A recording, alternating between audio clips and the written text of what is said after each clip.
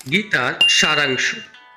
যা হয়েছে তা ভালোই হয়েছে, যা হচ্ছে তা ভালোই হচ্ছে, যা হবে তা ভালোই হবে।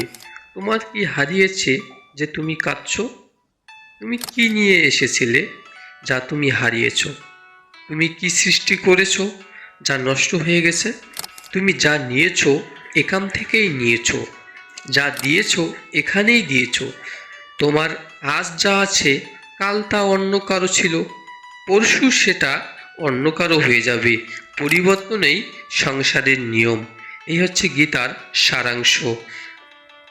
আবার ভগবান শ্রীকৃষ্ণ বলেছেন যে রাগ মানুষের সমস্ত দুর্বলতাগুলির মধ্যে একটি, যা তাকে সর্বদা তার সৎপা থেকে দূরে নিয়ে যায় এবং জীবনের গুরুত্বপূর্ণ দিকগুলি সম্পর্কে তাকে আরও বিভ্রান্ত করে তোলে।